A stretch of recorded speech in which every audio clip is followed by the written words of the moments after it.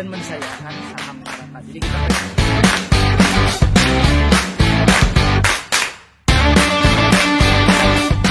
beda sama Jakarta, kalau orang Bandung tuh listrik. Investasiin buat sekolah anak. Itu something new gitu. Kupu-kupu mungkin. Ayahku tuh satpam gitu kan.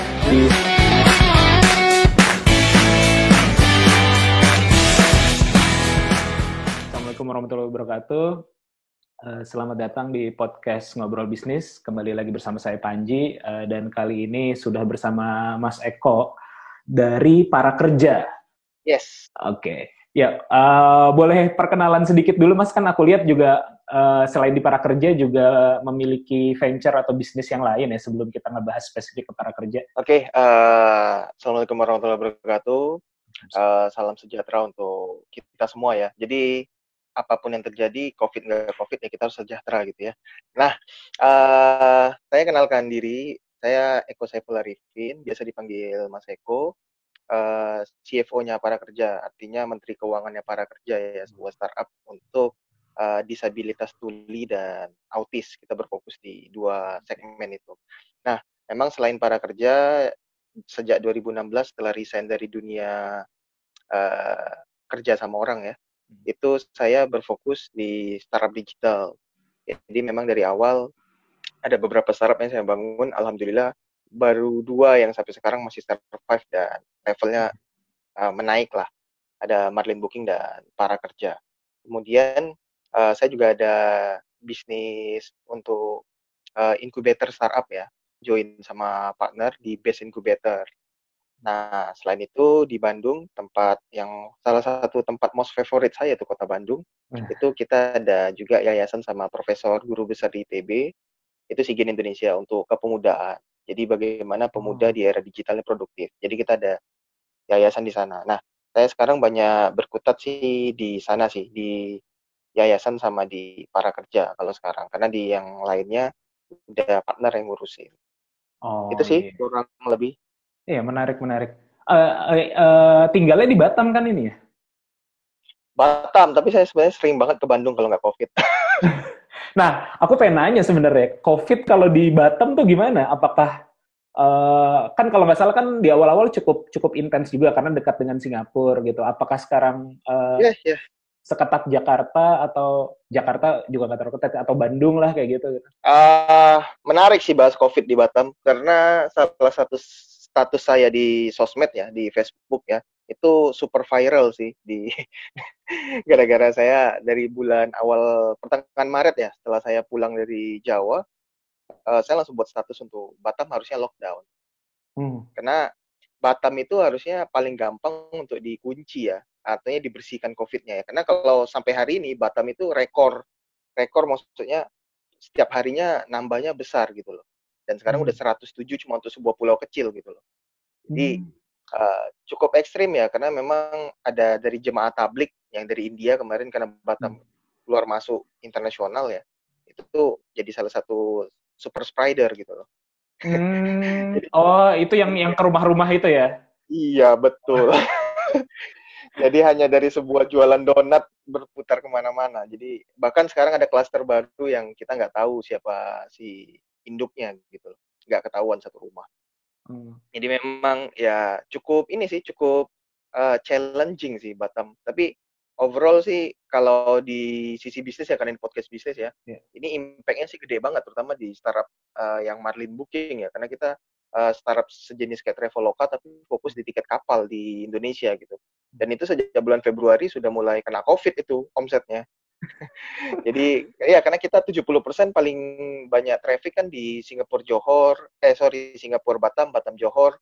Ini 2 king size-nya produk kami, dan sejak Februari kan kita tahu Singapura udah pengetatan, kemudian Johor juga ngikutin. Jadi otomatis 2 kecamatan Batam Utara itu ya jadi ini gitu loh. Oh ya, sorry ya, karena kami kalau nyebut Singapura itu kecamatan utara biasanya.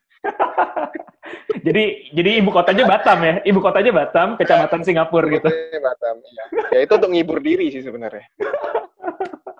Iya. Saya itu pernah sih sekali ke Batam dulu, apa sih namanya? Kegiatan sekolah, kegiatan kampus gitu, apa sih? Kan kalau di daerah Riau, Batam, situ kan banyak apa sih? Dulu kan saya engineering kan sebenarnya kuliahnya, jadi banyak kunjungan-kunjungan Oke. ke apa perusahaan-perusahaan migas lah ke situ, main ke Batam. Ya menarik kotanya. Ya, ya, ya. Heeh. Batam, Batam yang paling menyedihkan sih bagi orang Batam itu adalah kami sering disebut Riau gitu ya, padahal kami Iya, Kepulauan iya. Riau gitu. Iya, iya, iya, iya, Kepri. Orang mikir ibu kota kami Pekanbaru kali ya. Iya. Terpisah ya, udah mandiri ya. Tidak terpisah. Ibu kotanya Tanjung Pinang. Tanjung Pinang, iya, iya, iya. Tapi banyak Oke. orang juga nggak tahu Tanjung Pinang itu di mana, banyak yang nggak tahu. Makanya kita untuk hiburan sih bilang aja kecamatan utara kami termaju di Indonesia, Singapura. Oke, oke. Iya, nah balik lagi tadi kalau tentang para kerja, aku tertarik banget sebenarnya terkait dengan apa ya, idenya atau kayaknya nge-freeze enggak ya. Oke. Aku tertarik banget tadi ya dengan para kerja itu. Karena secara sebenarnya baru belakangan ini ya aku ngeh gitu karena kemarin minggu lalu atau 2 minggu lalu sempat cari-cari tentang juru bahasa isyarat. Aku lagi bikin event, aku lagi bikin apa Yes. ya, seminar gitu lah ya, mini seminar Ya. gitu. Ternyata ada salah satu pesertanya yang teman tuli gitu ya. Nah, terus aku langsung japri-japri beberapa orang, sebar di beberapa grup, karena mepet banget, tinggal 1 hari lagi gitu acaranya. Sedangkan aku sayang kalau dia tidak ikut gitu, karena karya dia bagus lah kayak gitu. Jadi saya usahakan agar ada juru bahasa isyarat. Lalu kemana-mana dan salah satu dapat kontaknya adalah Mas Eko kayak gitu. Lalu aku browsing-browsing tentang para kerja kayak gitu kan. Oke. Itu menarik banget sih, apalagi fokus di teman tuli dan autis ya. Aku baru tahu yang autisnya nih. Mungkin bisa diceritain Mas Ya, ya. asal muasalnya atau awalnya bagaimana sih kenapa tertarik ke sini? Secara emosional apakah ada kedekatan dengan teman-teman tuli dan autis gitu atau bagaimana? Oke, oke, oke. Jadi bicara tentang para kerja ya, sebenarnya para kerja ini unik ya. Saya pribadi tidak ada pengalaman apapun tentang atau nggak punya storytelling yang bagus lah tentang disabilitas ya. Bahkan saya cenderung dulu orang yang sedikit pragmatis melihat disabilitas karena saya orang yang fokus on bisnis. Saya ngelihat disabilitas ini apa ya? Memang kalau kita taruh secara pola pikir saya dulu ya, ini produktivitasnya nggak sekuat non disabilitas gitu loh. Nah, sehingga saya mungkin kena karmanya tahun 2018 bulan setelah saya pulang ya. Karena jadi saya 2017 sampai 2018 itu saya fokus tinggal di Bandung sama Jogja. Jadi karena memang lagi ngebesarin kantor yang di sana kan. Nah, 2018 saya balik kemudian jadi juri di Startup Weekend. Startup Weekend di Batam. Nah, itu ada satu peserta namanya Kiki. Nanti Mas Panji kalau iseng coba browsing, sebenarnya dia hero-nya di para kerja ya. Jadi Rizky Ahyana ini anak yang saya kaget, anak Indonesia umur waktu itu saya kenal masih 21 tahun, udah jadi pembicara di Afrika Selatan, di Amerika, di Thailand, di China. Saya kaget. Terus dia presentasi idenya mau bangun startup disabilitas. Waktu itu startupnya belum ada nama para kerja ya. Dia waktu itu cerita bagaimana intinya orang disabilitas bisa punya kesetaraan dalam dunia kehidupan sehari-hari. Jadi waktu itu idenya masih itu. Nah, kemudian kita kurasi, kita ngobrol setelah dia juara 1 di Startup Weekend. Kita ngobrol lebih lanjut dan ternyata anak ini serius. Dia langsung bilang, "Pak, kita ke notaris yuk." Ada apa ini? Saya nggak ngerti. Ini cerita nih behind the scene-nya. Jadi saya mau buat PT Pak gini. Ternyata yang menarik storytelling-nya adalah ini menarik banget Mas. Menariknya tuh apa? Tahun 2017 saya waktu hijrah dari Batam ke Bandung gitu. Saya dapat SMS, dapat WhatsApp lah. SMS zaman bola banget sih. Jadi dapat WhatsApp. Kelihatan itu umurnya. Iya Mas, kelihatan kolonialnya. Jadi saya dapat SMS dari sebuah sahabat saya, Bu Yul Evri ya. Dia kebetulan dia punya SLB di 3 kota di Kepulauan Riau, di Tanjung Pinang, Karimun, sama Batam. Dia bilang, "Mas, saya punya ponakan. Ini ponakan saya ini terlalu internasional," katanya. Pola pikirnya saya nggak bisa ikutin. Padahal saya berharap dia nerusin usaha saya yang SLB. Terus saya bilang, waduh, mentoring gini-gini tuh saya udah nggak lagi, Bu. Saya bilang, apalagi sekarang saya di Jawa, nggak apa-apa Mas, ikut Mas aja, saya biayain, bla bla bla. Intinya saya waktu itu nolak. 2018 itu ketika saya jumpa Kiki dan dia ngajak serius itu, saya akhirnya berpikir untuk link and match dia dengan sahabat saya tadi, Bu Yul itu. Dan tahu Mas, konyolnya, ternyata Bu Yul itu sama Kiki itu anak dan ibu. Konyol nggak? Oh, jadi anaknya yang disuruh deketin itu apa suruh ibu Buyul itu deketin ternyata Kiki gitu Itu ya. si Kiki. Jadi saya bilang ini ya walaupun mereka bukan kandung ya, artinya Kiki itu di sejak SMP ngikut sama Buyul karena Buyul itu kakaknya mamanya Kiki. Iya, iya. Jadi ya kayak om, tapi dia manggilnya ibu. Jadi saya kaget, ya Allah ini kok kayak gini banget gitu loh. Saya kemarin nolak-nolak gitu sama tantenya, sekarang malah harus ini, artinya kolaborasi. Kemudian saya ajak satu kawan saya yang IT, yang 18 tahun udah di dunia IT, senior, Brian namanya, akhirnya kita bangun para kerja 2018. Tapi karena pengalaman saya di startup satu lagi, Marlin Booking itu, saya ngelihat bangun startup ini susah banget, Mas. Serius, susah banget. Apalagi nyari downloader, susah banget. Apalagi ini, mohon maaf ya, niche market banget. Saya nggak ngerti disabilitas, nggak apa. Akhirnya saya bilang sama Kiki, ini kita harus riset dulu nih. Akhirnya kita ngeriset, karena dia kan startup, apa sih masalah disabilitas yang paling terbesar? Karena saya lihat kalau kita mau bangun platform kerja itu kan lebih ke arah menyalurkan disabilitas ke dunia kerja ya. Dan itu udah ada Kerjabilitas, ada Diva Go, sekarang ubah nama jadi Divalink yang kemarin di Next Dev. Saya ngelihat kok ini udah terlalu banyak. Saya bilang, Ki, ini kayaknya kita jangan bangun di sini. Kenapa? Kalau bangun di sini, ini sudah ada teman-teman yang harusnya nextnya kita kolaborasi, nggak bermain di sana.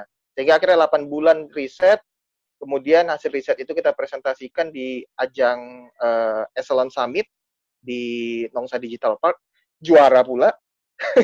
Kemudian kita diundang ke Singapura, presentasi di sana, dan akhirnya kita masuk 100 startup terbaik di Asia ya waktu itu, Echelon Asia Summit gitu ya. Dan kita kaget, ternyata ide kami hasil risetnya adalah masalah terbesar disabilitas yang belum tersentuh teknologi itu adalah pendidikan. Jadi sebenarnya basic paling utama masalah disabilitas itu adalah, aduh, saya kalau ngomong SLB itu mau nangis, Mas, serius, karena saya ke SLB kan, akhirnya mau nggak mau ke SLB. SLB itu, Mas, untuk teman-teman tuli ya, sebenarnya nggak boleh kita manggilnya tunarungu, karena tunarungu itu kasar, Mas, ternyata. Mereka nggak senang, teman-teman tuli ini nyata nggak senang dipanggil tunarungu, karena tunarungu itu artinya tuna itu rusak, rungu itu pendengaran, berarti rusak pendengaran. Sedangkan mereka sebenarnya karena ada banyak masalah sebelumnya, makanya mereka punya gangguan pendengaran. Jadi mereka sebenarnya lebih senang dipanggil tuli. Salah satu masalah di Indonesia, Mas, juru bahasa isyarat itu satu Indonesia cuma 70-an, Mas. 73 kalau nggak salah kata Kiki. Dan lebih memprihatinkan adalah, walaupun saya sudah masuk SLB, Mas, saya itu belum tentu bisa ketemu guru yang bisa bahasa isyarat. Kenapa? Rata-rata dari 10 guru SLB itu paling hanya 1, bahkan nggak ada yang bisa bahasa isyarat, Mas. Prihatin, Mas. Artinya apa? Saya walaupun tuli, saya harus belajar mencoba mendengar dengan alat bantu. Itu menyiksa, Mas. Menyiksa sekali. Belum lagi kalau untuk, mohon maaf ya, banyak di SLB itu, kalau saya belajar Pitagoras, bahasa plesetan saya, kalau bahasa normalnya kan di Pitagoras. Nah, Pitagoras ini kan kalau saya belajar dulu SD, saya udah ketemu gitu ya. Nah, untuk kawan-kawan disabilitas ini, mungkin mereka di kelas SMP atau SMA baru belajar. Jadi sistem pendidikan kita untuk SLB itu downgrade, Mas. Jadi bukan mereka mendapatkan kesetaraan, sehingga memang ketika mereka dari sekolah baru mau ke dunia kerja, mereka unskill. Kenapa? Pendidikan vokasionalnya juga nggak ada.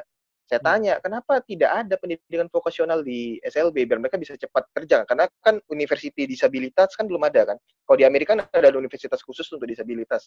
Di Indonesia kan belum ada. Nah, alasannya ternyata gini. Misalkan saya nih, jago misalkan tentang manajemen financing. Saya mau ngajar, tapi kan saya nggak bisa bahasa mereka, Mas. Nah, dan gurunya, kenapa nggak gurunya translating gitu loh? Ya gurunya juga nggak bisa bahasa isyarat, Mas. Atau kalau untuk, mohon maaf ya, untuk teman-teman autis ini lebih spesifik lagi. Autis itu kan dia punya ketertarikan dalam bahasa simpelnya adalah punya dunia sendiri. Nah, dunia sendiri ini ternyata mereka punya fokus paling hanya bisa 5 menit, 10 menit, 20 menit kalau mereka nggak suka gitu loh. Nah, sedangkan kalau kita ngejelasin sesuatu, kayak podcast segini aja lah, kan tidak mungkin 5 menit kita langsung bisa buat paham gitu tentang bidang itu. Sedangkan setelah 5 menit mereka pindah fokus gitu loh. Makanya di SLB itu paling muridnya hanya 3-10 orang satu kelas. Nah, jadi kalau saya bilang, wah ini kalau kayak gini artinya setelah sekolah mereka ini hanya kayak terapi saja. Terapi artinya mengerti dunia pendidikan atau mengenal dunia pendidikan. Lepas dari sekolah, kalau mereka nggak asas skill mereka, nggak ada lembaganya. Ini gimana Mas? Sedangkan mohon maaf ya, Mas Panji sendiri tahu nggak? Kalau di luar SLB, kalau saya disabilitas, mau belajar di mana Mas? Nah, itu juga Bimbelnya sih. nggak ada Mas. Nah,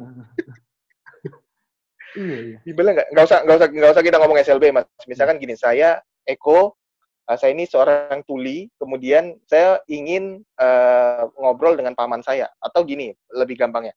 Saya punya adik disabilitas tuli.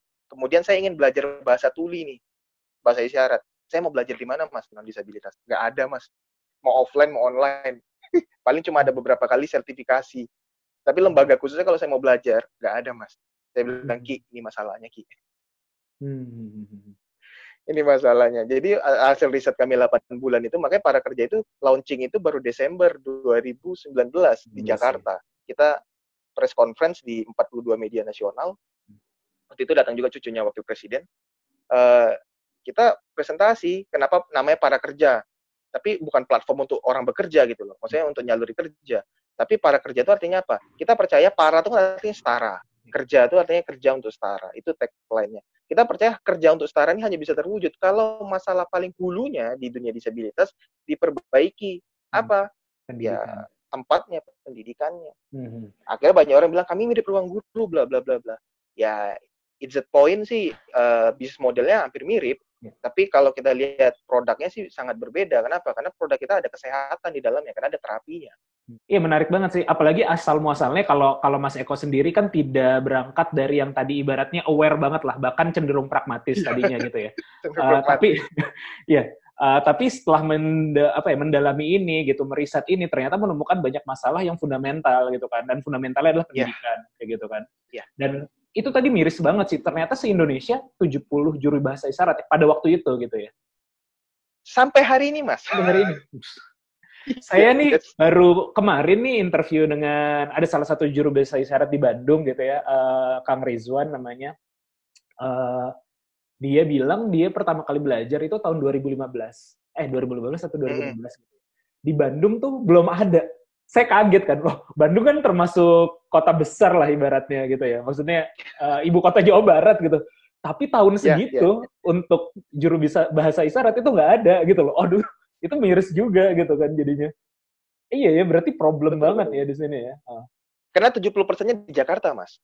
Juru bahasa isyarat itu di Jakarta. Bahkan mohon maaf ya, untuk sekepulauan Riau dan nyasar ke Pekanbaru itu cuma Kiki. Oh iya? Juru bahasa isyarat itu cuma si Kiki. Oh. Artinya, tapi gini ya, untuk teman-teman yang nanti yang misalkan dengar podcast ini, bukan berarti 70 orang aja yang bisa bahasa isyarat Indonesia, tidak. Banyak yang bisa bahasa isyarat, tapi untuk mentranslatekan untuk standar kayak di TVRI, kalau kita lihat yang gini-gini, itu hanya di 70 orang ini yang bisa. Artinya kalau saya ngomong terus kemudian langsung translatein, itu cuma 70 orang. Makanya luar biasa. Artinya yang bersertifikat lah ya.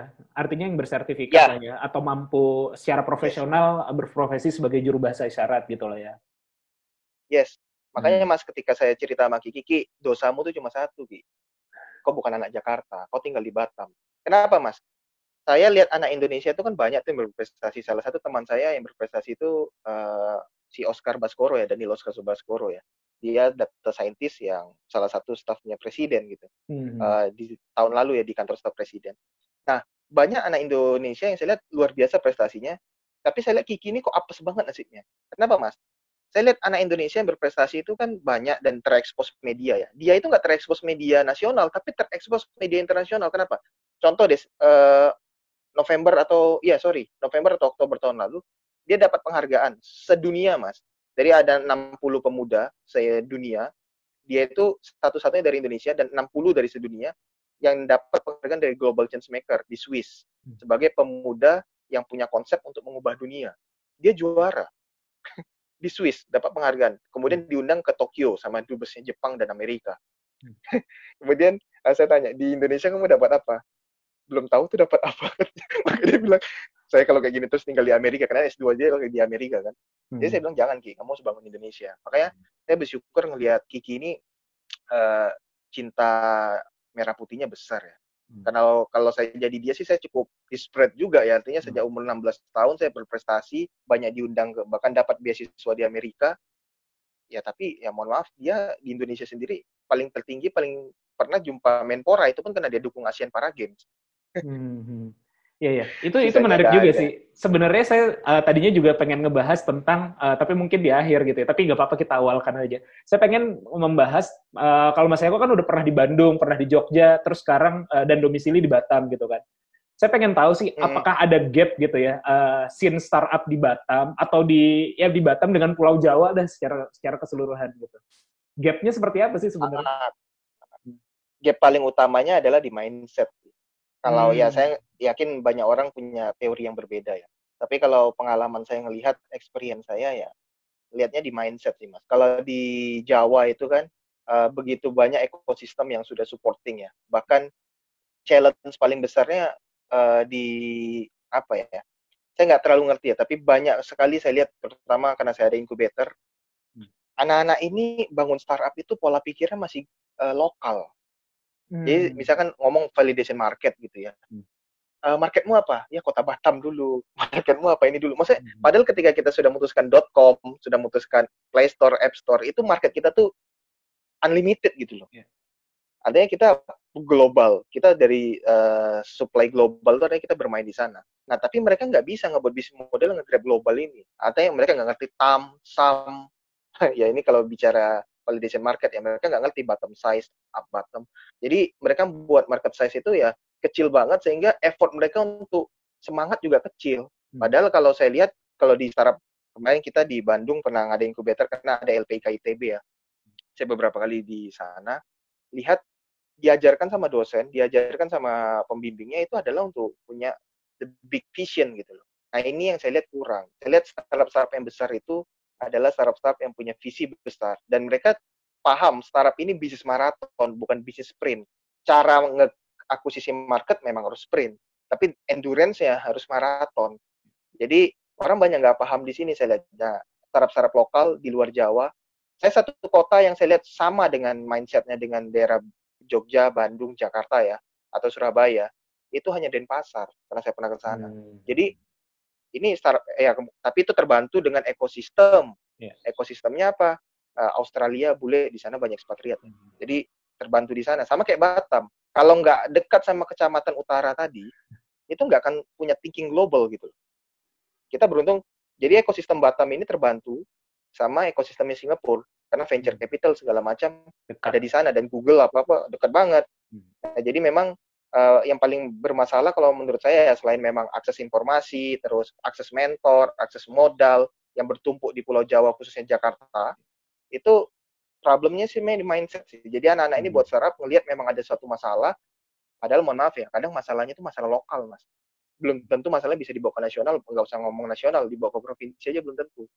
Tapi mereka udah terlalu pede buat kemudian nggak mau upscaling idenya, sehingga akhirnya mati di situ. Investornya nggak tertarik. Kenapa? Karena size marketnya dikit. Sehingga ketika ke venture, mereka banyak ditolak gitu, Mas. Iya sih. Itu sebelum podcast ini saya juga kan udah beberapa kali ngobrol dengan ya ekosistem player lah ya atau ekosistem builder gitu kayak misalnya kayak Dilo atau Block 71 atau ya beberapa venture gitu. Ya Block 71.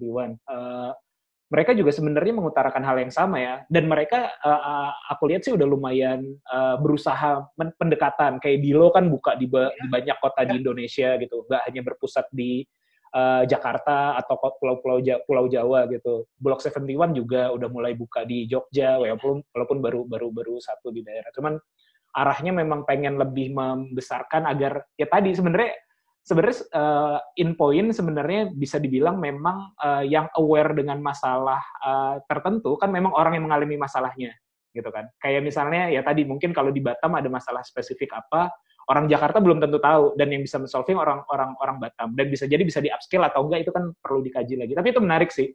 Ya. Tapi itu menarik ya. Jadi kan selama ini terutama yang teman-teman di Pulau Jawa udah ngerasa oh kayaknya udah sumpek banget nih startup gitu kan. Udah mulai padat.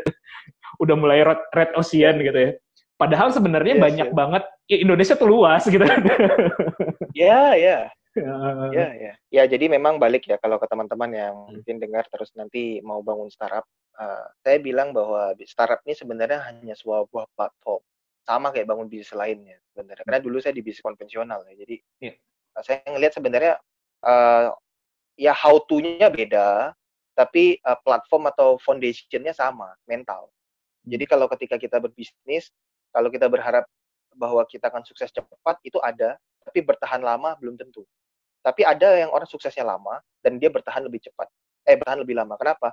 Karena mentalnya udah biasa gagal. Jadi memang balik lagi ke teman-teman yang mau bangun startup, ingat, pesan saya tuh yang paling utama tuh sebenarnya adalah pastikan bahwa masalah yang Anda temukan, itu adalah visi hidup Anda. Itu aja pesan saya. Karena kalau bukan visi hidupnya, kayak saya ya, akhirnya terjun ke dunia digital. Karena memang saya nggak tahu, tapi itu deja vu. Sejak tahun 2008 saya bangun usaha sama kawan waktu masih sekolah. Itu saya ingat banget nama CV saya sih CV B Digital. B Digital. Saya nggak ngerti namanya. Waktu itu belum ngerti digital, tapi waktu itu kita bangun software, jual hardware dari Singapura yang barang second kita masukin ke Batam. Sesimpel itu aja, tapi saya udah punya ketertarikan dengan dunia digital. Dan ditambah ketika ada startup ini, akhirnya saya ngelihat bahwa it's my passion. Dan saya tinggal cari masalah yang saya bisa selesaikan dengan passion saya. Karena kalau kita punya masalah, tapi itu bukan passion saya, itu sama saja kayak mencintai tapi dijodohi. Itulah. Ini jadi romantis. Ini bukan curhat kan? Enggak, Mas. Karena dulu saya mantan pujangga, Mas. Tapi ambiar, Mas. itu bagus sih analoginya.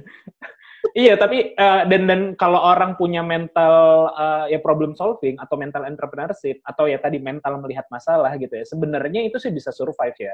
Maksudnya dalam konteks perubahan saat ini kan perubahan begitu cepat gitu ya. Perubahan begitu cepat, ada COVID kayak gini juga, tapi saya rasa sih kalau mental entrepreneurship, mental problem solver pasti bisa malah kita ride the wave lah, bisa menunggangi gelombang ini justru sebenarnya sih. Dan itu saya rasa yang agak miss, saya rasa secara pribadi juga ya agak miss di kurikulum, kalaupun ada kurikulum ya, atau di kegiatan-kegiatan entrepreneurship yang diadakan oleh organisasi. Jadi biasanya kan hanya langsung product development, team development ataupun market development, tapi secara mentality itu agak-agak miss sebenarnya materi.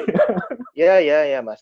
Makanya itu yang kita dasari dari para kerja. Kenapa? Mohon maaf, kita yang non-disabilitas, yang akses pendidikannya jauh lebih baik dan kompleks, masih ngerasa banyak kekurangan di pendidikan kita. Apalagi untuk teman-teman disabilitas. Makanya saya bilang sama Ki, ini, sampai Kiki itu buat sebuah kata-kata yang dia bilang, saya tanya, Ki, ini kalau para kerja ini kamu seriusin, apa jaminannya kamu serius? Dia langsung bilang, para kerja ini saya pasti serius. Kenapa? Dia panggil saya Pak Eko kan. Karena gini Pak Eko, kalau orang bangun bisnis karena dia ngeliat peluang bisnis atau dia ngelihat sebuah masalah, saya tidak. Saya ngeliat ini sebagai hidup saya. Gitu Mas. Gila tuh anak. Gila ya.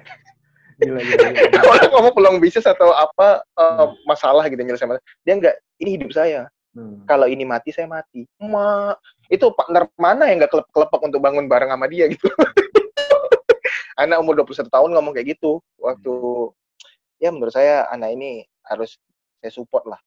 Makanya kita akhirnya ya udah sekarang lagi level untuk ke seed funding sih.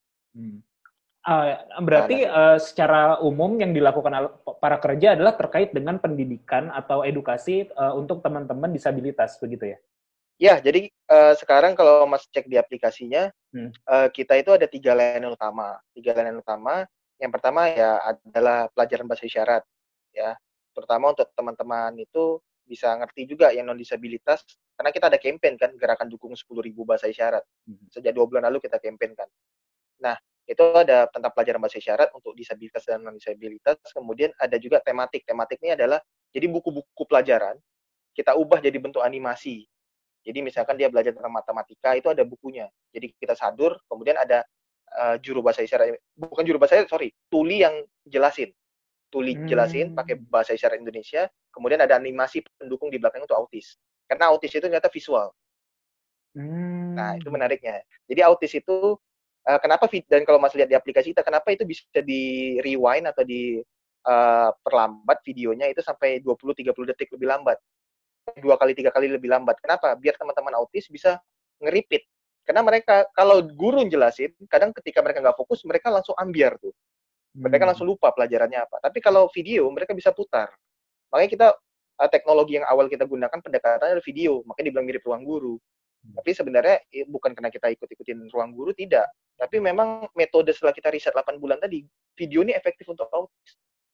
Efektif juga untuk orang belajar bahasa isyarat diperlambat. Iya. Nah, misalnya ngomong gini, terus ngomong gini, itu mereka bisa belajar diperlambat gitu loh. Nah, itu yang kita lihat, makanya pakai video. Makanya, dan yang terakhir itu ada video tentang konsultasi atau informasi tentang orang tua, untuk orang tuanya. Sebenarnya, contoh ya, autis tuh nggak boleh makan tepung, Mas. Makan roti itu nggak boleh, Mas. Kalau makan, tantrum. Makanya nggak boleh sembarang mereka makan. Makanya kadang kita lihat tiba-tiba dengan anak autis marah-marah sendiri, kenapa? Salah kasih makan, Mas. Mas saya tanya, terus kayak kokoran gitu kadang, ya nggak boleh kalau ada tepung. Nah, ini orang tuanya nggak tahu, Mas. Makanya kita buat video, itu ada satu untuk autisnya, ada si user utamanya, kemudian ada untuk gurunya, guru-guru SLB, karena kita promosi banyak di SLB, itu itu adalah produk bahasa isyarat. Kalau untuk teman-teman disabilitasnya kan yang sekolah, ada tematik tuh, video tematik, dan untuk orang tuanya, biar mereka belajar juga bareng, itu ada video-video konsultasi informasi. Jadi itu ada psikolog, ada dokter, kita suruh bicara tentang dunia disabilitas, fokus di autis. Dan contoh paling gampangnya tentang stunting kita juga bahas, karena stunting itu termasuk disabilitas dari WHO. Jadi sebenarnya ternyata disabilitas ini problem utamanya dari memang ketika mereka proses, mohon maaf, misalnya dari proses ini sih sebenarnya janin sih. Problemnya dari sana. Jadi sebenarnya ini pendidikannya harus ke orang tua kalau memutus mata rantai disabilitas, atau bukan mutus lah, mengurangi mata rantai disabilitas. Gitu. Makanya kita ada produk konsultasi. Next-nya mungkin di pertengahan, tapi karena terganjal COVID ini mungkin agak akhir, di kuartal ketiga tahun ini kita akan launching vokasional. Jadi pendidikan kayak, karena kita ada satu anak yang udah jadi portofolio namanya Derry. Dia bukan autis atau disabilitas, dia coding, nanti saya kirimin ke WhatsApp Mas fotonya. Dia anak tunadaksa, cacat fisik gitu ya. Itu dia punya ini Mas, kemampuan mengcoding dengan kaki, dan sekarang diterima di Apple Academy Mas. Karena Batam kan ada Apple Academy. Wah, itu saya bilang saya merinding dengernya gitu. Terus ada si Fai, anak autis yang sekarang ternyata jago masak Mas. Jadi mereka ini yang saya akan buat di endorse untuk ngajar. Jadi justru kita sekarang mau memberdayakan mereka untuk jadi guru vokasional dulu. Makanya kemarin kita udah MOU sama SLB Negeri 2 terbesar, SLB terbesar di Jakarta, di Lenteng Agung, SLB Negeri 2. Itu kita lagi renovasi kelas mereka untuk jadi kelas vokasional. Nanti kita akan live streaming di sana. Itu sih. Tapi ya semoga COVID cepat selesai sih, biar kita bisa eksekusi program. Iya. Ya, itu menarik sih. Sebenarnya diskusi ini asal muasalnya tadi saya bilang ya, gara-gara saya bikin acara webinar gitu. Sebenarnya webinar yang saya lakukan itu tadinya untuk internal. Untuk internal saya lagi bikin inisiasi ini sebenarnya, bikin inisiasi apa ya, cara menghasilkan uang dari rumah lah. Gara-gara banyak kasus COVID yang kena PHK dan segala macam. Intinya yang ada juru foto ya. Ya, betul. Jadi saya mengkampanyekan, oh ya, bikin foto yang menarik yang dibutuhkan oleh bisnis, kayak Shutterstock lah kalau situs-situs di luar kayak gitu, yang mana kalian bisa menghasilkan. Nah, ternyata ada beberapa yang daftar itu tuli gitu.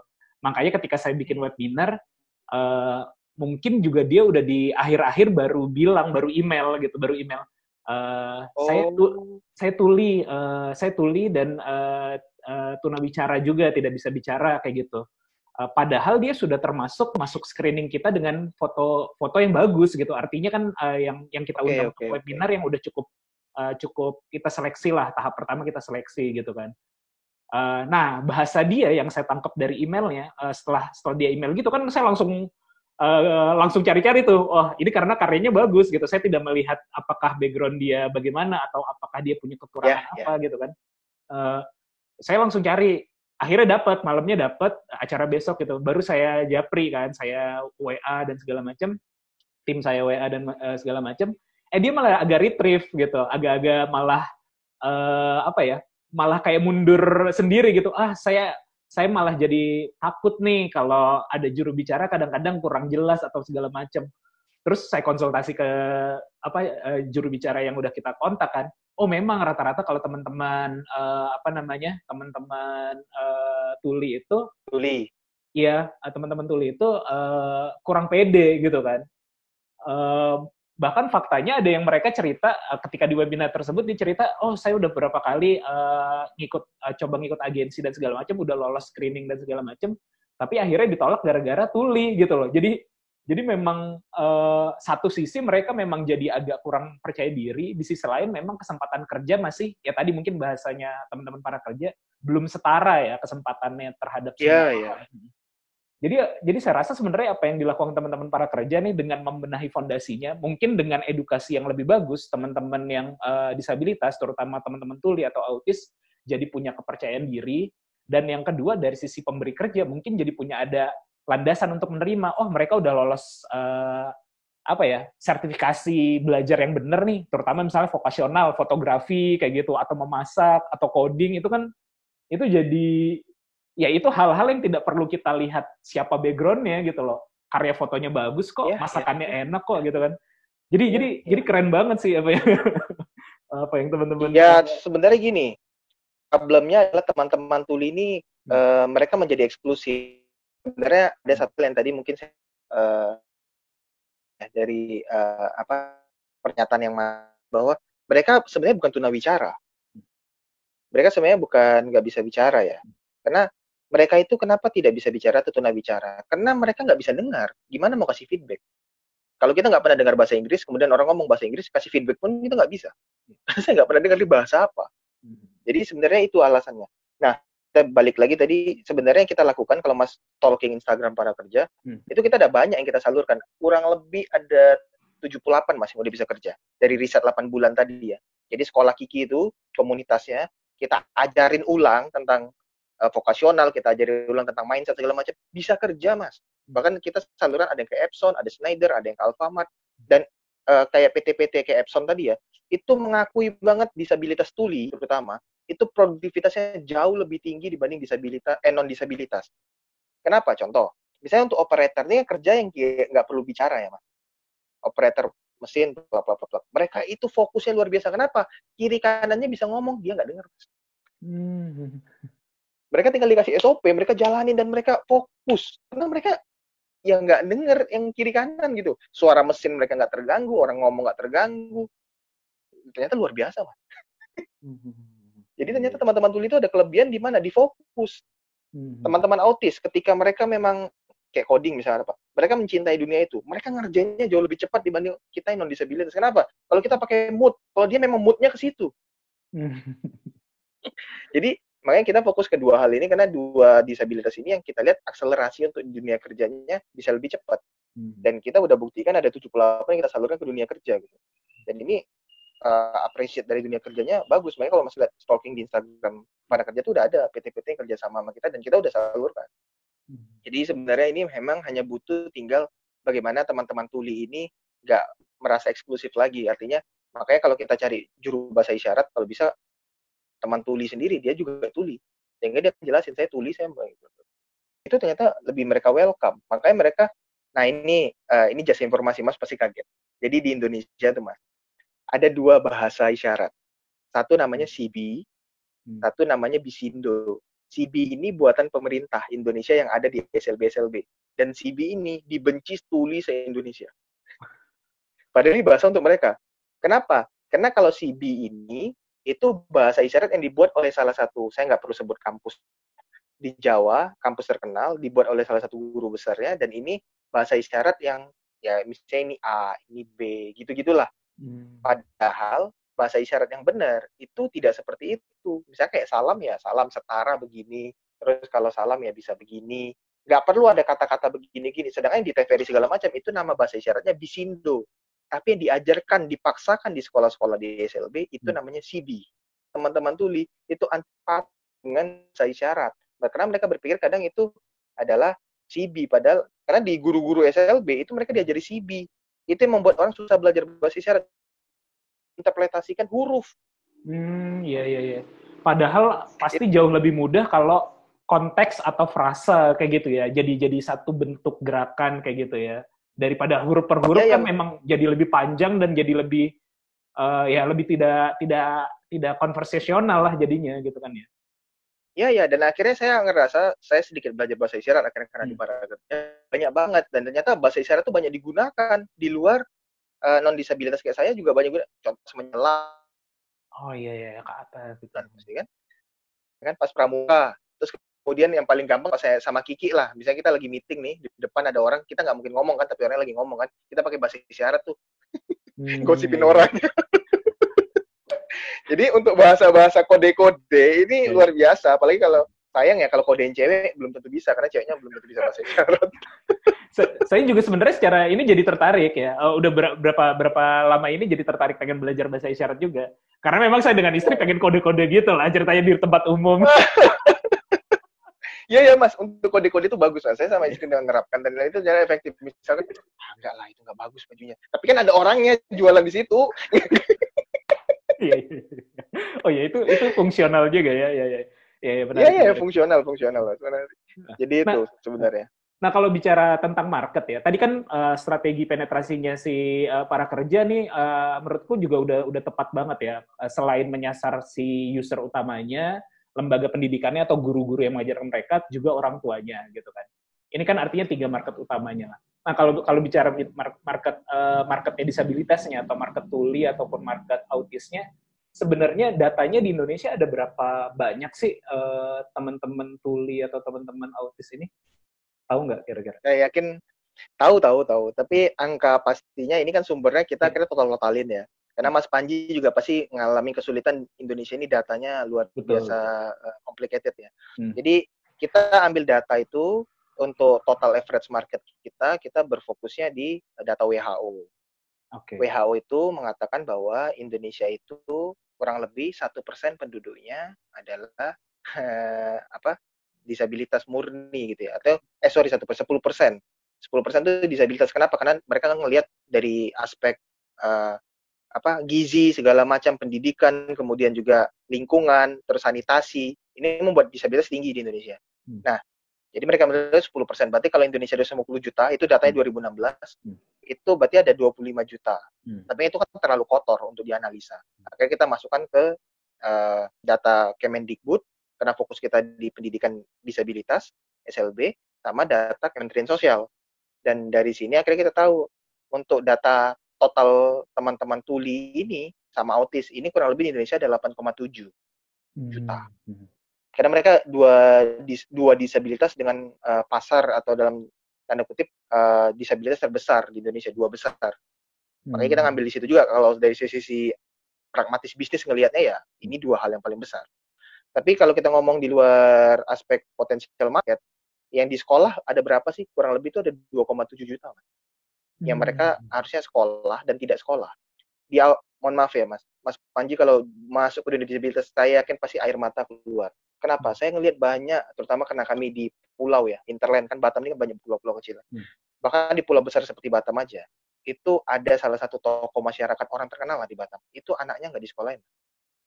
Karena disabilitas. Kenapa? Disabilitas, dia malu Mas.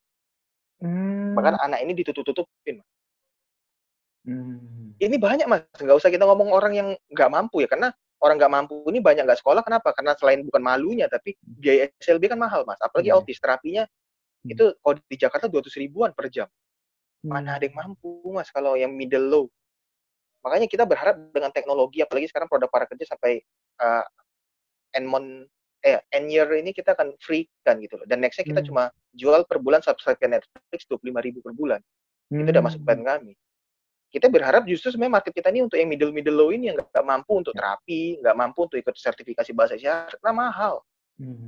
Makanya kita berharap dengan ada teknologi sebenarnya bukan mendisruptif ya, tapi sebenarnya membantu bagaimana market yang selama ini nggak tersentuh dengan konvensional atau buyernya nggak mampu, kita bisa hadirkan dengan teknologi karena akan jauh lebih murah. Jadi sebenarnya itu yang kita mau deliverykan. Ini banyak banget Mas masalahnya. Kita makanya berharap dengan adanya para kerja nanti kurikulumnya makin baik. Kita berharap ya oke lah dia nggak mau sekolahkan anaknya ke SLB atau apa, tapi minimal dia bisa bimbelkan via para kerja dia di rumah, ya work from home lah, learn from home lah. Ini kita harapin. Jadi visi terbesar Kiki itu sebenarnya adalah dia nggak sama sekali ngeliat ini. Kalau nanti Mas kapan-kapan mau podcast sama Kiki bisa, dia sama sekali nggak ngelihat para kerja ini dari sisi bisnis. Dia ngelihat bagaimana sebelum saya mati teman-teman disabilitas ini hidupnya setara seperti saya. Itu Mas, visi anak ini luar biasa. Makanya anak ini di luar negeri, dia ngomong, orang luar negeri kan kalau dengar kayak gitu kan bisa langsung big applause ya, standing applause. Kalau orang kita kan cuma kayak terharu gitu ya, nggak ngapa-ngapain. Kalau orang luar kan langsung undang-undang dia. Makanya dia jadi pembicara di depan presiden se-Afrika kemarin, di Afrika Selatan, di Johannesburg. Jadi karena dia ngomong disabilitas itu sebenarnya bukan tentang bagaimana membantu yang kurang dengan dibantu sama yang lebih, tidak. Tapi sebenarnya bagaimana yang kurang itu melengkapi yang lebih katanya. Kenapa? Karena tanpa kami, kalian nggak akan mengerti bahwa manusia itu sebenarnya saling melengkapi. Ada yang kurang, ada yang lebih. Jadi seharusnya pola pikir bukan membantu, tapi saling melengkapi. Itu dia ngomongin di Amerika Selatan, luar biasa. Iya. Iya, menarik banget sih. Ya, maksud saya memang agak ngomong konteks pasar karena kan ya pada dasarnya ini bisnis gitu. Dan sebenarnya misi sosial apapun atau misi idealisme apapun pasti akan lebih long lasting atau akan lebih sustainable kalau memang ada pendekatan ya finance-nya lah atau ada pendekatan bisnisnya. Ya kalau misalnya kita punya visi yang bagus gitu atau idealisme yang bagus tapi tidak bisa sustain kan ya sama aja bohong gitu kan. Dan menarik sih pendekatan yang dilakukan teman-teman para kerja ya aku lihat ya. Di satu sisi seperti itu gitu. Ngomongin bisnis ya. Saya punya sebuah rumus yang fix tentang uang. Dan ini saya dapatin waktu pembelajaran langsung itu ada Robert Kiyosaki waktu itu di Singapura. Dia bicara tentang rumus uang ya. Ternyata uang itu menarik, Mas. Uang itu sebenarnya kan sifatnya benda pasif ya. Benda mati, pasif lagi, benda mati. Yang otomatis benda ini hanya bisa sifatnya adalah dicari, didatangi. Dia nggak bisa mendatangi, kecuali kamu sudah punya mesin yang mendatangkan dia. Nah, ternyata rumusnya sebenarnya simple. Rumus uang itu menurut Robert Kiyosaki adalah di mana banyak orang, di situ yang akan banyak uangnya. Artinya apa? Ketika kamu melihat sebuah pasar, jangan lihat berapa besar uang yang kamu bisa dapatin, tapi seberapa besar pasar yang ada di sana. Ya, contoh kayak Nike lah, ketika dia masuk ke Afrika, dia kan ngelihatnya semua orang belum pakai sandal. Artinya apa? Dia tinggal carikan solusi, kemudian menginklusifkan solusi tersebut. Makanya dia selalu bilang, Robert Kiyosaki, bahwa uang itu jangan dicari. Uang itu harusnya adalah untuk menurut Mas diapain? Sebelum saya lengkapin. Uang kan banyak orang bilang, ayo kita cari uang. Uang itu harusnya diapain? Di apa ya? Gak tahu. Uang itu dia bilang kalau cari uang itu jangan dicari, jangan di-run katanya. Tapi harus di-give. Uang itu harus diberi katanya.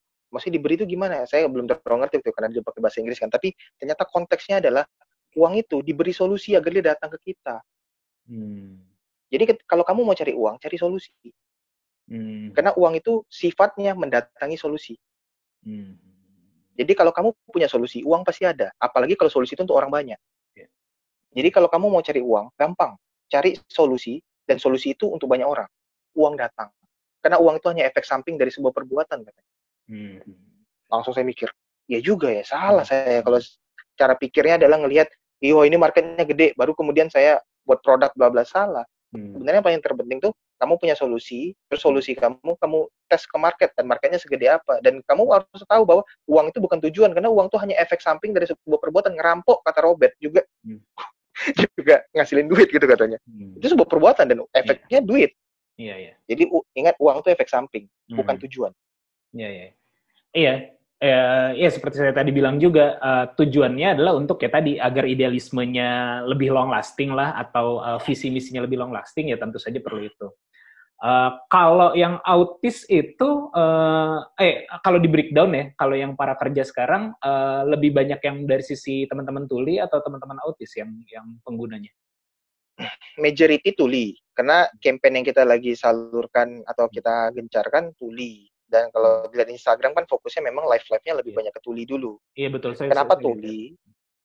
Kenapa tuli? Karena tuli lebih gampang untuk masa work from home ini atau COVID ini untuk kita sampaikan. Kalau autis ini kan kita harus ada terapi ya. Terapinya kadang harus offline, Mas. Kemudian juga kalau kita mau langsung menjelaskannya dalam misalnya 1 jam lah sambil nunggu berbuka gitu, ngabuburit, nggak bisa juga. Karena kadang autis nih ya 30 menit mereka ada kecapean gitu kan. Ya kita bukan sebenarnya tidak menggrab autis dengan baik, tapi autisnya kita lebih banyak di offline sebenarnya. Kemudian kita streaming kan. Nah, tapi ini belum bisa kita lakukan sekarang karena COVID. Makanya sekarang kita oke lah, kita ambil yang paling inilah yang bisa kita lakukan sambil di rumah. Yaitu ya tuli. Itu sih. Ya itu juga udah bagus banget sih. Sebenarnya saya sadar ya masalah kesetaraan ini ataupun masalah akses terhadap informasi atau ya akses informasi lah dari teman-teman tuli itu ya baru-baru ini aja gitu, baru-baru ngeh. Saya semenjak si COVID ini kan ngerasa wah ini blessing banget. Maksudnya in a way agak-agak blessing karena kita bisa belajar apapun dari rumah, meeting juga jadi agak lebih orang udah jadi terbiasa gitu. Tapi akhirnya gara-gara kemarin nyari webinar itu saya mikir, wah berarti kalau teman-teman tuli saat ini gimana cara belajar dari rumah? Karena kan tadi nyatanya belum ada penerjemah juru bahasa isyarat di webinar-webinarnya atau di kegiatan sekolah juga belum tentu bisa gurunya kayak gitu kan. Jadi ya aksesnya akan sangat sulit sih jadinya buat teman-teman tuli. Iya. Iya, dan saya menarik karena saya nonton, saya pikir tadinya tuh ada suaranya. Saya nonton di Instagramnya Para Kerja kan berapa hari yang lalu gitu ya. Saya pikir akan ada suaranya menjelaskan sesuatu, nonton live-nya itu dan ada recordingnya juga kan di Instagram gitu. Tapi ternyata bener 59 menit atau 50 berapa menit itu bener-bener tanpa suara ya. Jadi saya ini ngomongin apa? Mas tahu nggak? Kita itu pernah pecah rekor dapat 3.000 downloader satu minggu ya. Nggak nyampe 5 hari, 5 hari 3.000 downloader tanpa promosi apapun, Mas. Caranya gimana? Apa yang dilakukan? Caranya ternyata konyol. Saya bilang Kiki, ini kamu buat, dia kan buat sebuah konten di Twitter. Sebenarnya itu hanya karena kebetulan Kiki ini pacarnya tuli, Mas. Oke. Pacarnya seorang tuli. Jadi dia sama Nita pacarnya ini, dia buat sebuah konten. Ya kayak video gini lah, video anniversary gitulah, Mas. Nggak ada tujuan sama sekali untuk ngomongin para kerja apa bla bla bla. Nah, kontennya itu viral sampai jutaan view. Di repost sama beberapa kayak apa ya, beberapa inilah selebgram, kemudian beberapa Instagram yang besar kayak dagelan bla bla. Judulnya kalau apa? Punya pacar tuli diam tapi nggak sunyi. Kalau nggak salah itu judulnya. Dan itu di repost orang jadi tahu itu ternyata romantis ya orang gini ya. Orang bisa ketawa-ketawa, itu cowoknya kok kayak gini banget, mau banget sama cewek gini. Ya tahu sendiri kan segmen ala Indonesia luar biasa kan. Jadi langsung kepo ya. Langsung dikepoin. Langsung kepo, Mas. Langsung dikepoin dan akhirnya Kiki bilang, "Wah, kayak gini rasanya jadi the famous." Dan gara-gara itu downloader Para Kerja naik. Sebelum itu Instagram kita juga cuma sekitar 1.000-an, sekarang udah 3.000-an. Apalagi kemudian akhirnya sampai video itu juga dilihat sama Surya Sahetapi kan, aktivis tuli Indonesia kan. Jadi memang kita ngelihat bahwa sebenarnya tuli ini, dan semakin kita tahu ke sana, tuli itu ternyata makin besar. Di Banjarmasin gimana, kami nggak ada gini-gini. Dan ya sampai sekarang memang yang fokus ke mereka untuk dunia pendidikan, itu memang baru Para Kerja. Kita sih berharap setelah adanya, bahkan kemarin waktu kenapa kita bisa di Singapura dapat award, itu ya sebenarnya kena pemerintah Excellent Asia Summit waktu itu ya, ngelihat panitianya, ya hampir ada 2.000-an startup ya yang mereka kurasi, itu yang ngomong disabilitas cuma 2. Satu dari Kazakhstan, satu Indonesia. Yang di Kazakhstan itu VR. Jadi bagaimana teman-teman yang buta itu bisa ngelihat dengan bantuan teknologi. Nah, mereka ke sana. Kalau kita kan fokus ke pendidikan, dan menurut mereka ini luar biasa ya. Begitu banyak ide startup, tapi kenapa nggak ngomongin disabilitas, ini kan dikit banget. Padahal pasarnya ada, besar. Iya, bahkan kalau ngomongin ceruk pasar tadi, makanya saya tanya juga terkait dengan pasar, dari 25 juta, terus kemarin juga saya sempat ngobrol dengan teman-teman JBI itu, mereka bilang ya kurang lebih sekitar 13% dari 20-an juta itu adalah teman-teman tuli gitu kan. Ya artinya kurang lebih angkanya sama lah, sekitar 2-3 juta, lalu ditambah mungkin autis gitu, jadi total 5 atau 8 juta tadi itu. Dan itu angka yang besar maksudnya, apalagi sangat besar. Sebagai bisnis itu angka yang besar, dan itu jadi apa ya dan belum tersentuh ya, kalau kita misi sosialnya adalah tadi membantu pendidikan dan membantu penyaluran kerja, itu jadi nilai yang tambah baik lagi sih sebenarnya. Betul. Saya jadi penasaran sih, maksudnya kenapa sih Kiki bisa berangkat, yang pasti kan tadi risetnya udah sama tim ya, cuman maksudnya pertama kali concernnya dia terhadap dunia ini tuh apakah ada kedekatan personal atau apa? Mungkin nanti saya akan bikin podcast juga sama dia kalau nanti ini, kalau ada waktunya gitu. Bagus ya, tapi yang pasti karena dia dulu pernah disabilitas, udah itu aja. Oh gitu. Ya, dia pernah disabilitas, dan kemudian tantenya juga yang tadi saya bilang punya sekolah kan, dan dia sejak SMA itu sudah semi kerja di sana, dan setelah tamat dia langsung jadi direktur di SLB itu kan. Jadi di situ dia ngelihat. Dulu dia pernah waktu kecil juga punya traumatik tentang disabilitas. Jadi memang ada story yang Makanya kemarin salah satu venture capital ini untuk teman-teman ya, kalau ngadepin suatu venture capital next gitu ya. Sebenarnya gampang sih sebenarnya untuk apa yang buat venture capital tuh very interesting gitu ya. Jadi Kiki waktu itu ditanya, atau kita ditanya lah waktu itu sama venture-nya. Apa yang membedakan kamu dengan ruang guru? Kalau itu kan kita bisa bilang produk bla bla bla bla. Tapi yang paling menjebak tuh kalau ditanya kayak gini, kalau ruang guru buat kayak kalian gimana? Kan kalian tinggal sebuah platform online, kemudian di-convert, mereka punya orang lah untuk bayar juru bahasa isyarat, untuk riset, mereka punya duit lah, capital yang no limit lah. Tapi waktu itu CTO kami, waktu itu Brian, ngomong bagus banget. Mungkin semua orang bisa bayar, bisa ini. Tapi story nggak bisa dibeli. Semua orang bisa buat film Avenger, tapi Avenger, Iron Man tanpa Robert Downey Jr. beda. Itu kenapa para kerja biarnya gini. Kenapa? Kiki ini nggak bisa dibeli story-nya. Itu venture langsung bilang, it make sense gitu. Jawabannya make sense. Kenapa? Karena yang buat para kerja ini bisa akan terap. Semua orang bisa bangun sekolah, tapi kenapa nggak banyak semua orang yang pebisnis sekolah swasta bisa bangun SLB? Karena ternyata risetnya luar biasa. Ini barrier yang kalau kita nggak punya key person yang memang punya pemahaman, apalagi Kiki memang S1-nya, lulusannya kemarin, dia memang PLB, pendidikan luar biasa. Jadi story dia ini memang dia paham disabilitas, dia hidup untuk disabilitas, dia pacarnya disabilitas, keluarganya keluarga yang aware sama disabilitas, dan ekosistem ini membuat dia tuh jadi cerdas untuk membuat produk-produk tentang disabilitas. Dan ini yang kalau teman-teman next bangun startup, harus betul-betul punya sebuah unique selling yang di sini, yang dimana dirinya teman-teman itu nggak bisa di copycat dengan cepat, barrier itu luar biasa. Apalagi kalau teman-teman memang sudah berprestasi di bidang itu pasti akan jadi hal yang luar biasa untuk venture. Oke. Kalau ngomongin terkait base inkubator, modelnya bagaimana nih, Mas? Terus apakah startup yang dibina memang spesifik ada muatan sosial atau memang bebas aja kayak gitu? Kalau untuk base incubator ini sebenarnya kita sama teman-teman ngebuatnya karena memang keprihatinan bahwa di daerah itu incubator bisnis terutama startup dikit banget. Padahal ide bisnis startup ini kan boomingnya banyak, ya kan? Tapi nggak ada yang nyambut. Nah, kita di base itu sebenarnya berfokus bagaimana ide-idenya itu lebih ke lokal konten. Jadi contoh yang saya kemarin di IG story baru saya kasih applause lah anak-anaknya karena lolos di suatu lomba itu. Mereka buat game namanya For Happy Studio. Ya, mereka buat 3D asset semuanya itu murni mereka yang buat tanpa ada ambil dari tempat lain. Artinya mereka foto, kemudian mereka jadi buat 3D. Nah, kemudian gamenya itu lucu, game horror. Saya game horror umum lah ya. Tapi game horror itu tentang santet. Oh, lokal ya?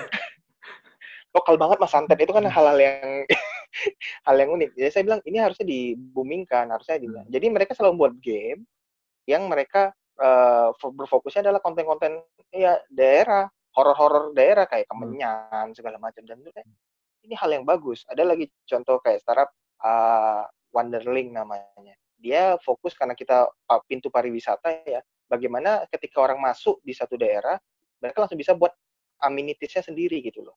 Mereka bisa buat trip plan sendiri. Mereka masuk, mereka tujuan saya cuma punya duit 2 juta, ingin kesini, jalurnya kemana, naik apa, bla bla, hotelnya apa, udah dianuin semua sama artificial intelligence. Dan sekarang prototipenya Juni ini launching, sayang kena COVID aja, makanya launchingnya ketunda. Jadi kita lebih cari yang ke lokal content, Mas, artinya yang memang minimal ketika kita lihat ini tuh di Jawa belum banyak. Jadi base ini sebenarnya lebih berfokus mengkurasi ide. Jadi setiap kali ada yang masuk, nah kita sekarang kan baru batch 3 nih. Batch 3 ini kita masih berfokus bagaimana kita itu bisa menerima anak-anak, karena ini free, 100% base itu nggak ada berbayar lah. Ini murni project CSR. Murni project CSR. Jadi kita itu ketika mereka masuk, kayak co-working, kita kasih gratis, kemudian setelah ini akses mentor, semuanya mereka free, Mas. Mereka hanya bayar 300.000, kalau nggak salah di awal, itu untuk seragam, sama kartu untuk masuk co-working, karena kita punya co-working sendiri. Jadi mereka akses 24 jam bisa tidur di situ, gitu. Jadi akses mentor. Tech equity nggak juga? Nggak tech equity juga? Jadi benar-benar CSR aja. Kita equity ada, tapi setelah itu kita bilang nanti ketika dia masuk investment, equity kita yang kita lepas. Itu sebenarnya gini, equity itu tujuannya kan banyak, ada juga tuh namanya netizen plus 62 kan ada aja kan. Ini akal-akalan nih biar dapat equity kan. Padahal ngomongnya CSR. Iya, saya ngomong CSR, tapi sebenarnya equity itu kita masukkan agar ketika si venture capital tertarik, ada yang tertarik atau angel investor tertarik, kita yang backup mereka. Ditanya, kan mereka ini kan anak-anak muda mas, belum Iya, tentu orang percaya dengan capability mereka. Akhirnya kita yang backup ketika mereka presentasi dan tanya venture bla bla bla gini, nanti exit sahamnya bla bla, saham kami yang exit kok bukan mereka. Hmm. Kita Iya, mentor, iya. posisinya itu mentor di saat Iya betul betul. Justru malah itu menunjukkan profesionalitas sih sebenarnya.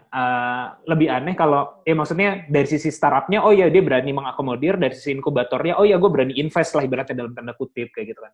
Jadi itu sebagai portofolio juga. Dan itu memang ya. ya harus sudah mulai aware sih. Apalagi kan kita ekosistemnya bahkan di Jawa juga ya, level untuk pre-seed atau ya seed sampai pre-seed sampai seed itu kan masih minim ya saat ini. Orang kan maunya beli yang udah jadi aja kan, yang udah masuk ke series A, masuk ke ya after series A lah kayak gitu. Kalau yang model Yes.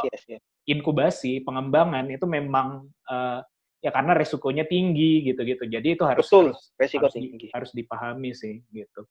Iya menarik. Ya. Di batch 3 ini udah berapa yang diinkubasi atau total di batch inkubator? Total yang kita udah inkubasi 17, 3 batch.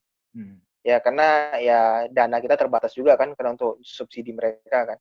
17 ini yang betul-betul sekarang kita yakin akan segera dapat investment, artinya mereka udah bisa running dengan baik ya. Itu cuma ada 4. Ya cuma ada 4 lah. yang kita lihat udah potensialnya ini, dan ini memang udah ada dapat investment gitu. Angel lah. Ya. Tapi kalau kita ngomong inkubator ini kan sebenarnya ya namanya inkubasi, ya namanya bayi kalau udah masuk inkubasi kan berarti ada suatu problem sebenarnya kan. Artinya resikonya cukup tinggi, tapi ya ini kena passion sih, karena saya sejak nikah itu kehilangan hasrat pragmatis bisnis tuh, karena kemungkinan karena istri suka banget hal sosial. Jadi entah kenapa saya sekarang senang sosial aja sih mas. Ya berarti kebutuhan primernya sudah terpenuhi. Kan kalau ada leveling human apa sih namanya tuh? Kebutuhan untuk pribadi, kebutuhan untuk apa? Akhirnya kan kebutuhan untuk memberi kan. Mas, saya boleh sharing hal pribadi nggak? Boleh. Kalau boleh di-share, silakan aja gitu. Jadi, saya kan termasuk orang yang, saya kan Tionghoa ya, Papa Tionghoa. Otomatis namanya Tionghoa itu, entah kenapa darahnya itu mengalir cuan gitu. Pola pikirnya hanya money. Sampai titik saya belajar Islam, mualaf, kemudian saya masuk ke dunia sosial ya. Itu karena waktu itu saya ikut sebuah pelatihan yang ada 4 character tuple, Florence Litter tentang melankolis, plekmatis, sanguinis, koleris gitu lah. Saya kan termasuk orang koleris tuh. Orang yang biasa berpikirnya terlalu egosentrik bla bla bla. Nah, singkat cerita, intinya yang saya rasakan adalah mas, saya waktu itu punya kesempatan ngobrol dengan Bang Sandi. Waktu itu sebelum dia jadi caleg lah, jadi cagup lah segala macam. Beliau masih fokus di bisnis. Setengah jam saya ngobrol sama beliau. Saya tanya, kenapa beliau bisa kaya kayak gitu. Beliau jawab itu luar biasa simpel, dan itu akhirnya mengubah pragmatisme saya tentang dunia bisnis. Beliau bilang kayak gini, saya ini orang biasa, Bu. Dibilang miskin enggak juga kan. Tapi yang membuat dia kan punya bisnis sebenarnya kan cuma investment ini ya, analisis investment ya gitu ya. Kemudian kenapa bisa kaya? Karena beliau ternyata berteman dengan Edwin, berteman dengan Tohir gitu ya. Nah, teman-temannya ini kan yang punya capital, tapi beliau kan punya ini. Nah, apa yang beliau lakukan? Beliau tuh sebenarnya banyak investasikan dirinya dari awal. Jadi saya tuh banyak memberi aja. Saya nggak ngerti artinya setelah itu saya dapat saham kecil. Nah, saham-saham kecil ini dikumpulkan kemudian jadi Saratoga. Nah, saya ngelihat apa yang rumus yang saya lakukan. Saya hanya memberi tanpa saya hanya memberi dan melupakan. Memberi dan melupakan. Saya selalu ngomong ingat itu, memberi dan melupakan. Kenapa? Karena saya lupa, Tuhan nggak lupa. Itu bahasa dalam. Oke, setelah itu saya coba, sejak 2016 saya resign dari dunia profesional, saya lakukan itu, alhamdulillah setahun pertama tabungan habis. Iya, alhamdulillah. Tahun pertama tabungan, makanya saya pindah ke Jawa, Mas. Kenapa? Karena di Batam waktu itu saya udah betul-betul desperate. Kok saya nabung 5 tahun, saya jadi salah satu direksi di satu perusahaan, gaji lumayan, fasilitas luar biasa, rumah dibayarin kantor, mobil dibayarin kantor, terus tiba-tiba bayar sendiri kan, tabungan itu ternyata kena COVID gitu loh, sebelum ada COVID waktu itu malah. Udah lockdown duluan itu ya? Betul-betul udah kena lockdown mas. Makanya saya pindah ke Jawa itu cari inspirasi, dan ternyata akhirnya dengan sisa tabungan yang ada itu ya saya akhirnya melihat bahwa ternyata uang itu kalau dipancing terus dengan uang, yang datang memang cuma uang. Tapi kalau uang itu dipancing dengan kebaikan, kebaikan itu mendatangkan uang. Ya, itu yang saya lakukan. Super Akhirnya sekali. banyak orang, ya itu kalau Mario Teguh masih ada sih. Masih ada. masih hidup, Ya, masih hidup. offline, iya, maksudnya on air-nya ya. On air. Karena menurut saya netizen ini kan nggak bisa bedain kata-kata baik dengan perbuatan baik. Beliau itu menurut saya kata-katanya baik, terlepas perbuatannya pernah baik apa nggak ada orang yang konsisten perbuatannya baik gitu. Jadi saya termasuk pengagum beliau. Jadi memang saya selalu ingat kata-kata Bang Sandi itu untuk teman-teman yang mau bisnis. Menurut saya sih itu sih rumus uang itu adalah memberi dan melupakan. Tapi ingat Tuhan nggak pernah lupa. Ya, itu menarik banget sih. Ya, memang belakangan ini ya, ini saya kemarin juga bukan kemarin ya, beberapa hari yang lalu lah saya baru ngobrol dengan ada salah satu CEO-nya Gamma Techno, salah satu perusahaan IT di Jogja ya. Jogja. Di bawahnya UGM. Salah satu poin dia juga, ya entah kenapa ya, pokoknya entah karena bulan Ramadan juga atau apa, rata-rata pembicaraan kita tuh selalu berujung pada spiritualitas gitu. Seminggu ini saya ngobrol-ngobrol podcast mungkin karena udah Ramadan di akhir-akhir. Ini juga udah mulai ini ya. Mungkin itu salah satu sebabnya juga. Saya rasa bukan kena spiritualitas atau apa, Mas. Tapi kebetulan saya lihat banyak crazy rich ya. Karena kebetulan saya ada beberapa crazy rich kenal gitu ya. Pernah lihat kehidupan mereka. Sebenarnya saya lihat rumus-rumus bisnis itu sebenarnya nggak ada, Mas. Yang ada itu ada rumus rumus self development, kegigihan, kejujuran, kedekatan dengan Tuhan, membaca buku, bergaul dengan orang-orang baik. Sebenarnya itu rumusnya. Tapi orang banyak berpikir how to. Padahal bisnis itu sebenarnya bukan how to. Bisnis itu sebenarnya adalah beyond the self-nya. Why ya? Ya, start with why lah kalau kata suatu buku Simon Sinek kan. Jadi memang membaca buku itu penting. Apalagi saya bersyukur tahun 2018 pernah short course ke US kan, ke Silicon Valley langsung. Di sana nggak ada mas bahas teori bisnis. Di sana yang dibahasnya itu apa? Karya, bagaimana cara nyelesain problem, gimana ngelihat future, gimana ngelihat masa lalu itu sebagai data. Kalau kita ngelihat masa lalu itu sebagai kenangan. Orang luar negeri itu ngelihat masa lalu sebagai data. Waduh, ini luar biasa. Jadi saya lihat memang ketika di Silicon Valley itu otak saya makin melar gitu. Melar bahwa sebenarnya kenapa orang luar negeri itu bisa maju. Karena memang mereka ngelihat semuanya itu by data, by design. Ini semua ada design. Jadi kita harus berpikir design thinking gitu. Ini yang memang pendidikan kita kan kurang, Mas. Iya, betul banget sih. Banyak banget ya konteksnya. Bahkan kalau kita dalam bahasa prakteknya, yang sering dicari sama orang di Google itu adalah bagaimana cara atau how to tadi kan. Bagaimana cara kaya, bagaimana cara jadi ini. Tapi bukan why-nya gitu kan. Dan itu kan jadi kalau kita hanya mindset berpikir kita hanya bagaimananya saja, nggak ada fondasi why-nya, itu jadinya kan jomplang tuh, jadinya runtuh tuh nantinya. Ya, menarik. Ya, jadinya bahasanya kan nggak, kalau bahasa bukunya Simon Sinek kan tidak jadi golden circle. Betul. Ya. Kalau ini Mas, apa namanya, selain tadi ya, selain inkubator dan juga para kerja, kan tadi bikin Marlin Booking juga. Dan di COVID tadi kan ini kena ya, lumayan kena lah ya.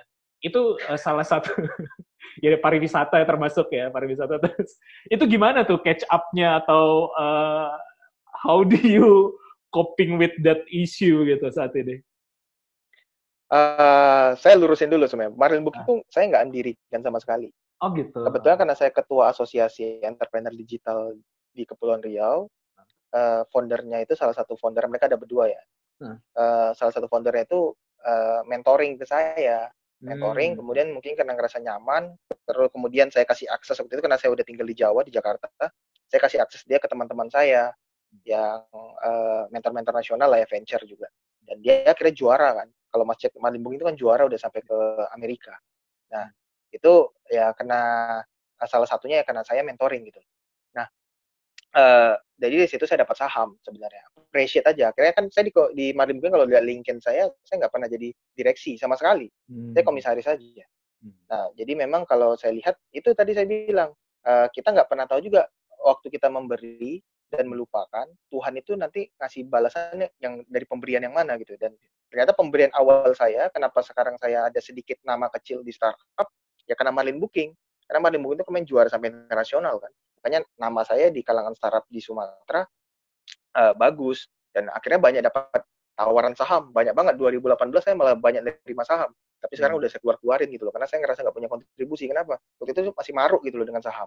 Karena setiap ada mentor, ada startup curhat gini. Kadang kan startup jalan udah dapat investasi malah minta saya gini. Karena saya jagonya kan di manajemen financing ya, untuk ngebuat upset market segala macam. Tapi ya saya lihat kalau memang startup ini intinya passion sih mas. Saya akhirnya ngelihat kalau potensi bisnisnya bagus, tapi personnya kurang, saya nggak mau lagi join. Saya akhirnya kenapa akhirnya di Para Kerja satu-satu startup yang saya mau jadi direksi atau direktur itu karena saya lihat Kiki aja sih. Akhirnya saya mengunci diri saya untuk sekarang tidak mau lagi jadi mentor kemudian punya saham. Saya sekarang mau berpikir kalau ada yang mau seperti itu saya lariin ke base aja mas. Sebenarnya base itu pelarian saya sih. Nggak ngelihat harus. Sekarang dulu kan saya mentor pribadi mas, repot juga walaupun punya saham, tapi kan ada kayak apa ya, bagi saya ketika saya belajar Islam, kalau saya punya hak di situ ada kewajiban, sedangkan banyak kewajiban saya nggak jalanin, sedangkan saham saya banyak di beberapa startup. Akhirnya setelah itu saya lepasin mas, karena saya ngerasa nggak jalanin kewajiban tapi dapat hak kan nggak fair. Itu sih yang saya lakuin, dan ternyata menurut saya memang endingnya kalau Mas Panji nextnya ada yang nawarin saham bla bla, harus ngelihat personnya aja sih mas. Saya akhirnya ngelihat personnya di Kiki. Dia punya story, dia punya passion, dan dia punya hidup life-nya, it's my life-nya ya di Para Kerja. Ini yang penting kalau kita nextnya mau jadi mentor atau partner di startup. Karena startup tuh bisnis feel hard. Gak bisa bisnis eating, meeting, money coming tuh gak bisa di startup. Karena bahkan startup tuh money coming-nya kadang gak ada. Lama lah paling. Jadi kalau untuk margin booking sekarang kondisinya kritis banget. Kritis. Ya, secara cash flow nggak ada sama sekali. Ya, tinggal berharap dari sisa-sisa investment lah. Itu sih. Dan ada beberapa karyawan juga udah dirumahkan malah. Karena memang ya posisinya ya kita nggak sekaya Traveloka. Traveloka aja ya gitu lah. Airinya aja udah tutup kan. Ya, apalagi yang jenis, mohon maaf ya, sebesar Traveloka aja udah mulai megap-megap, apalagi sekelas cuma seperti Peggy bla bla. Ini memang kesulitan karena pariwisata ini impact-nya paling besar kenanya.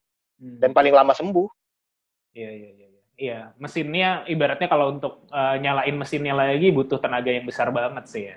Iya. Ya semoga pandemi ini cepat berakhir aja sih. Sebenarnya ya semua berdampak sih. Ada yang hanya sekedar melambat, ada yang benar-benar berhenti, tapi sebenarnya semua berdampak sih. Semua kena imbasnya lah, gitu sih.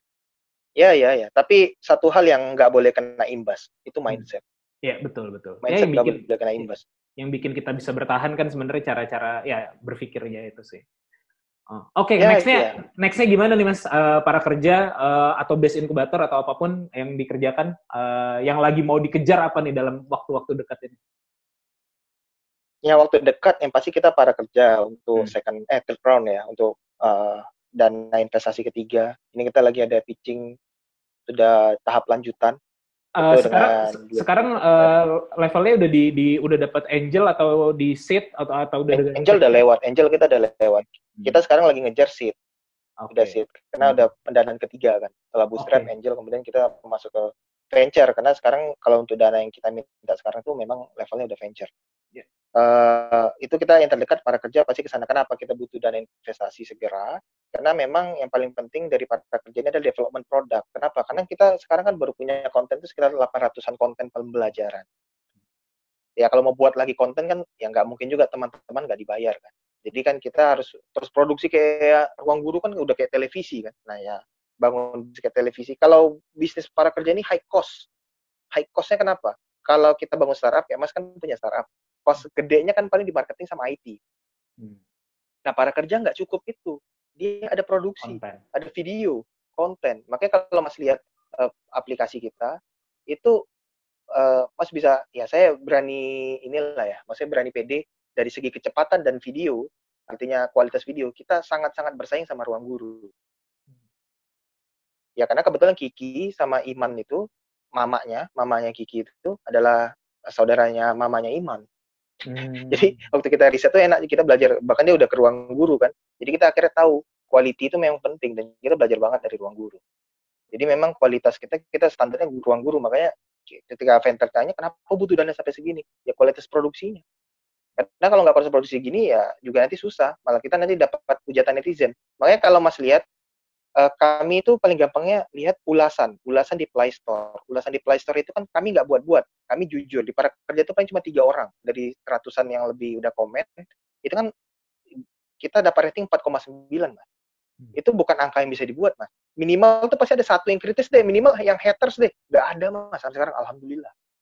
Kenapa? Karena memang kualitasnya dijaga. Yang talentnya juga disabilitas, jadi bukan orang non-disabilitas kita hire. Tidak, memang karyawan kami itu yang desain grafisnya saja tuli, Mas. Silakan ke kantor gitu, bisa cek. Kita hire, jadi budaya culture para kerja ini kena ada kita bukan kayak sebuah perusahaan yang orang non-disabilitas terus ada disabilitas sedikit. Justru kita antara perbandingan karyawan disabilitas sama non-disabilitas hampir balance, Mas. Karena kita mau praktekkan itu. Kita kalau roadshow ke SLB, itu anak autisnya ada pas, dan itu kita bayar. Walaupun nggak besar ya, tapi maksudnya minimal kita udah bayar mereka. Kita buat mereka berdaya. Kesetaraan itu. Jadi para kerja adalah target terdekat. Kalau untuk base incubator sih, kita lagi ada mau event sama Singapura kalau udah selesai COVID. Karena kita ada link and match kan nama Kadin Singapura. Jadi itu yang terdekat sih. Tapi kalau untuk visi pribadi saya sih, yang terdekat adalah sebenarnya saya nanti umur 30-an tuh udah mau fokus ke ini sih, Mas. Ke sociopreneur sih. Jadi memang lebih mau fokus ke ya roadshow lagi lah ke sekolah-sekolah. Karena saya lihat, makanya saya sama Profesor Suwono itu di Bandung, kita pendidikan SEA Games Indonesia itu kan sebenarnya tujuannya untuk passion saya ya next-nya ya. Kalau memang bisnis ini udah mulai running semua, saya mau fokus ke memperbaiki pendidikan sih, Mas. Karena basicnya Indonesia ini hancur karena pendidikan, Mas. Selain agama bla bla bla, tapi agama udah ada ustadz menurut saya. Tapi kalau pendidikan ini nggak banyak guru yang benar. Ya. Itu sih, Mas. Oke. Thank you banget nih Mas waktunya. Semoga apa yang dilakukan para kerja ya impactful gitu ya di Best Incubator juga. Dan satu yang ini sih sebenarnya ya, mungkin kalau kita ngomongin hitung-hitungan bisnis ya pasti bisa kita hitung lah. Cuman kan sebenarnya yang kita kejar beyond itu ya. Apalagi dengan yang dilakukan teman-teman para kerja bisa jadi ini jadi jariah sih, atau jadi amal yang mudah-mudahan dicatat jadi amal soleh lah ya, kayak gitu sih. Dan membuka kesempatan bagi teman-teman. Iya, dan membuka lainnya legacy. Iya, betul legacy ya. Dan membuka kesempatan buat teman-teman disabilitas untuk dapat kesempatan lebih gitu ya, atau ya kesempatan setara lah ya. Yang mana itu masih jauh banget itu ya. Kita jangan-jangan ngomongin kesempatan lebih, yang setara pun masih jauh gitu ya. Itu jadi hal yang keren banget sih, dan mudah-mudahan konsisten dan bisa berjaya terus. Amin. Ya. Amin. Doa yang sama juga untuk Mas dan keluarga. Ya. Oke. Ini aku tutup dulu nanti dan recordingnya nanti aku stop, baru nanti kita close belakangan lagi gitu ya. Boleh. Oke, terima kasih Mas Eko. Terima kasih juga buat teman-teman yang udah dengerin sampai akhir. Semoga ada manfaatnya obrolan kita. Sekian dari saya. Sampai ketemu di podcast berikutnya. Assalamualaikum warahmatullahi wabarakatuh.